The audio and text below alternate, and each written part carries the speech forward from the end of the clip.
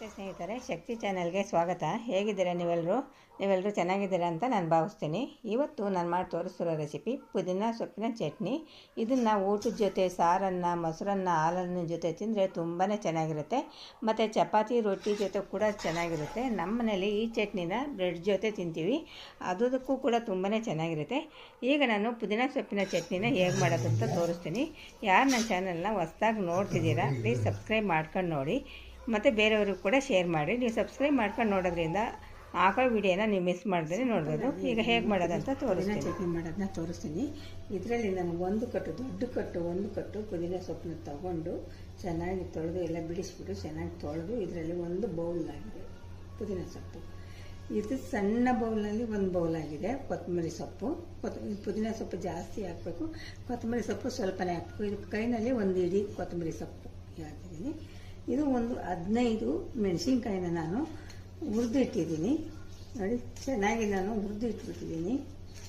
ಈ ಥರ ಹುರಿಬೇಕು. ನಾನು ಮೆಣಸಿನ್ಕಾಯಿನ ಹುರಿದಿಟ್ಟಿದ್ದೀನಿ. ಒಂದು 15 ಒಣ ಮೆಣಸಿನ್ಕಾಯಿ ಇದೆ. ಒಂದು ದೊಡ್ಡ ಗೆಡ್ಡೆ ಈರುಳ್ಳಿ, ಎಣ್ಣೆ ಒಗ್ಗರಣೆಗೆ, ಹುಣಸೆಹಣ್ಣು ಸ್ವಲ್ಪ, ಬೆಲ್ಲ, ಉಪ್ಪು ಮತ್ತು ಕರಿಬೇವಿನ ಸೊಪ್ಪು ಇಷ್ಟನ್ನು ಹಾಕಿಬಿಟ್ಟು ನಾನು ಸಿಂಪಲ್ಲಾಗಿ ಒಂದು ಪುದೀನ ಚಟ್ನಿ ಮಾಡೋದನ್ನ ತೋರಿಸ್ತೀನಿ. ಈಗ ಮಿಕ್ಸಿ ಜಾರ್ ತೊಗೊಂಡಿದ್ದೀನಿ. ಮಿಕ್ಸಿ ಜಾರ್ಗೆ ನಾನು ಮೊದಲು ಮೆಣಸಿನ್ಕಾಯಿ ಹಾಕ್ಬಿಟ್ಟು ಪುಡಿ ಮಾಡ್ಕೊತೀನಿ. ಮೊದಲು ಮೆಣಸಿನ್ಕಾಯಿನ ನಾನು ಈ ಥರ ಪುಡಿ ಮಾಡಿ ಇಟ್ಕೊಂಡಿದ್ದೀನಿ. ನೀವು ಹಸಿರು ಮೆಣಸಿನ್ಕಾಯಿ ಕೂಡ ಹಾಕ್ಬೋದು.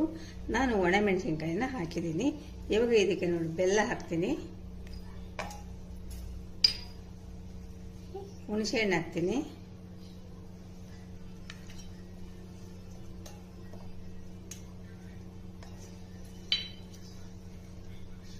ಉಪ್ಪು ಹಾಕ್ತೀನಿ,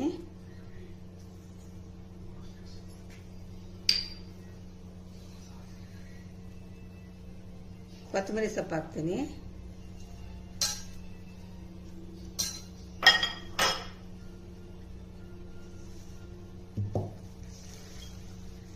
ಇವಾಗ ಪುದೀನ ಸೊಪ್ಪು ಹಾಕ್ತೀನಿ,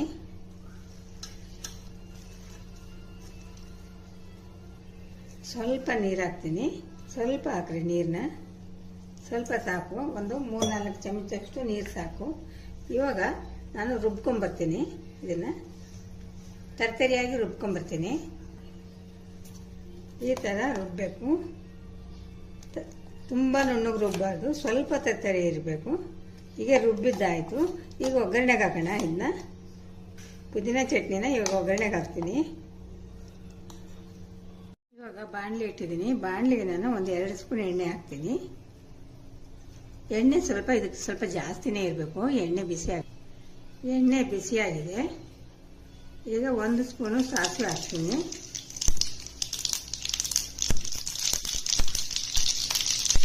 ಕರಿಬೇವು ಹಾಕ್ತೀನಿ. ಸಾಸಿವೆ ಕರಿಬೇವು ಹಾಕಿದ ಮೇಲೆ ಈರುಳ್ಳಿ ಹಾಕ್ತೀನಿ.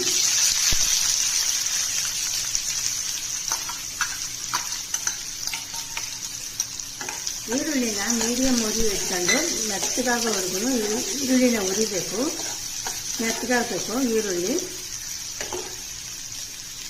ಇವಾಗ ಇದಕ್ಕೆ ಸ್ವಲ್ಪ ಹಿಂಗೆ ಹಾಕೋಣ. ಹಿಂಗೆ ಹಾಕಿದರೆ ಚೆನ್ನಾಗಿರುತ್ತೆ.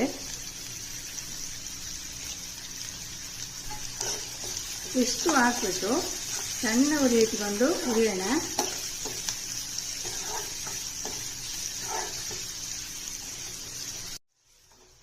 ಇವಾಗ ಈರುಳ್ಳಿ ಮೆತ್ತಗಾಗಿದೆ. ಇವಾಗ ನಾವು ರುಬ್ಬಿಟ್ಕೊಂಡಿದ್ದೀವಲ್ಲ ಪುದೀನ, ಅದನ್ನು ಹಾಕೋಣ.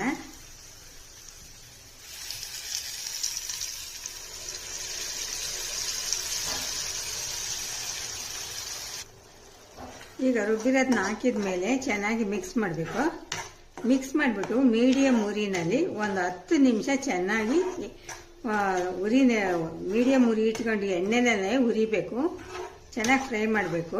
ಹಸಿ ವಾಸನೆ ಹೋಗಬೇಕು. ಪುದೀನ ಸೊಪ್ಪಿಂದು ಹಸಿ ವಾಸನೆ ಹೋಗಬೇಕು. ಒಂದು 10 ನಿಮಿಷ ಚೆನ್ನಾಗಿ ಮೀಡಿಯಂ ಉರಿ ಇಟ್ಕೊಂಡು ಉರಿದ್ರಿ. ಇವಾಗ ನೋಡಿ 10 ನಿಮಿಷ ಆಗಿದೆ. ಸುತ್ತ ಎಣ್ಣೆ ಬಿಟ್ಕೋಬೇಕು. ಇನ್ನೊಂದು 5 ನಿಮಿಷ ಚೆನ್ನಾಗಿ ಫ್ರೈ ಮಾಡೋಣ. ಸುತ್ತ ಎಣ್ಣೆ ಬಿಟ್ಕೊಳ್ಳಿ. ಇನ್ನೂ ಒಂದು ಸ್ವಲ್ಪ ಹಸಿ ವಾಸನೆ ಇದೆ.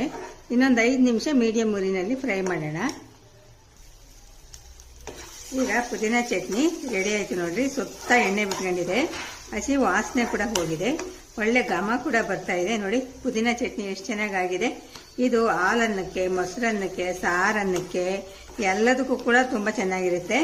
ಅದು ಅಲ್ಲದೆ ಒಂದು ಪೀಸ್ ಬ್ರೆಡ್ ಮೇಲೆ ಇದನ್ನು ಹಾಕ್ಕೊಂಡು ತಿಂದರೆ ಅದ್ರ ಮಜನೇ ಬೇರೆ ಸ್ನೇಹಿತರೆ. ಸಾಯಂಕಾಲ ಟೈಮು ಟೀ ಕಾಫಿ ಜೊತೆ 1-2 ಪೀಸ್ ಬ್ರೆಡ್ಡು ಮತ್ತು ಪುದೀನ ಚಟ್ನಿ ಹಾಕೊಂಡು ತಿಂದ್ಬಿಟ್ಟು ಒಂದು ಲೋಟ ಕಾಫಿ ಕುಡೀರಿ, ಎಷ್ಟು ತುಂಬಾ ಚೆನ್ನಾಗಿರುತ್ತೆ.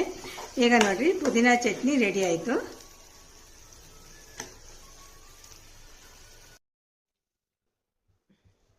ಈ ವಿಡಿಯೋ ನಿಮಗೆ ಇಷ್ಟ ಆದರೆ ಒಂದು ಲೈಕ್ ಕೊಡಿ, ಶೇರ್ ಮಾಡಿ, ಪ್ಲೀಸ್ ನನ್ನ ಚಾನಲ್ಗೆ ಸಬ್ಸ್ಕ್ರೈಬ್ ಮಾಡಿರಿ.